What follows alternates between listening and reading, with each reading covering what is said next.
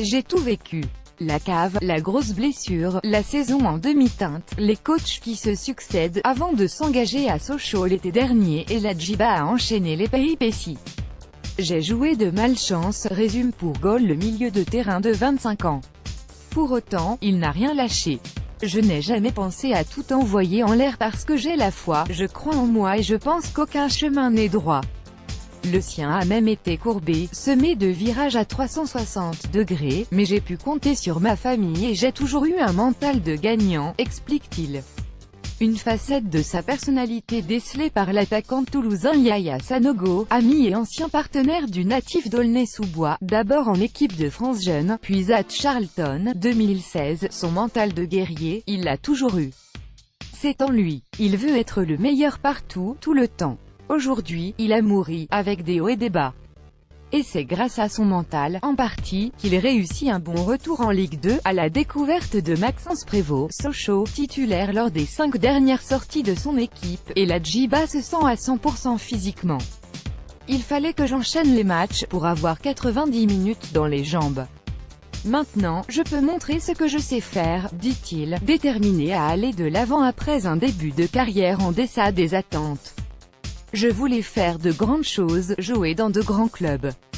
Je voulais aller vite, reconnaît celui qui, comme Paul Pogba, a quitté le Havre pour l'Angleterre avant même de signer son premier contrat professionnel en Norman. Mais que ce soit à Sunderland, Bastia ou Charlton, les choses n'ont pas tourné comme il le souhaitait.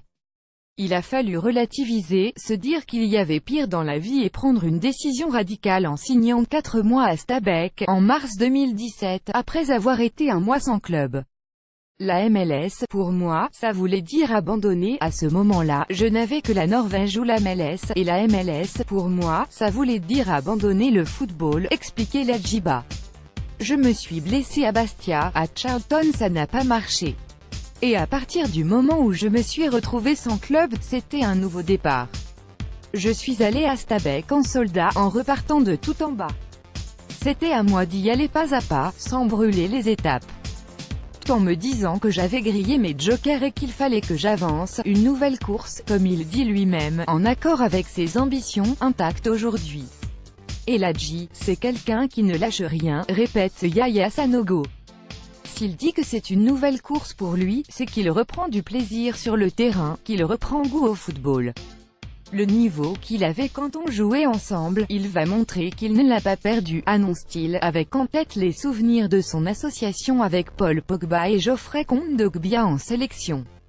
Quand on les avait tous les trois au milieu, c'était la folie. Techniquement, il faisait des choses incroyables. Guano, lui comme moi, on a toujours visé au Prince Désir Guano, le capitaine d'Amiens, avec qui la Djiba a fait ses classes au Havre, décrit lui aussi un joueur pétri de qualité. Dès que j'avais la balle, c'était contrôle-passe direct pour Eladji. Techniquement, c'était au-dessus, au centre de formation, les deux hommes partageaient non seulement la même chambre, mais aussi les mêmes rêves. Et l'Amiénois, parti un peu plus tôt à l'étranger, 17 ans, à la Juventus, révèle qu'ils n'auraient pas été totalement heureux, s'ils n'avaient pas tenté leur chance à l'étranger alors que l'occasion se présentait à eux. Lui comme moi, on a toujours visé haut, ça ne s'est pas forcément passé comme on le voulait mais on est resté dans le circuit parce qu'on s'est accroché, une rage de vaincre ancrée en eux que la Djiba tentera de mettre à profit, une nouvelle fois, ce week-end face au Paris FC. Un match auquel assisteront plusieurs de ses proches. Cela tombe bien, le lionceau ne marche jamais seul, depuis le début, c'est comme ça. Je ne me batte pas seulement pour moi. Il y a beaucoup de gens derrière moi, qui ont le sourire quand tout va bien et qui souffrent quand ça ne va pas pour moi, un soutien de chaque instant, dans les bons ou les mauvais moments. Il accueille avec joie à quelques heures d'effectuer son retour en région parisienne, ce samedi, 15 h.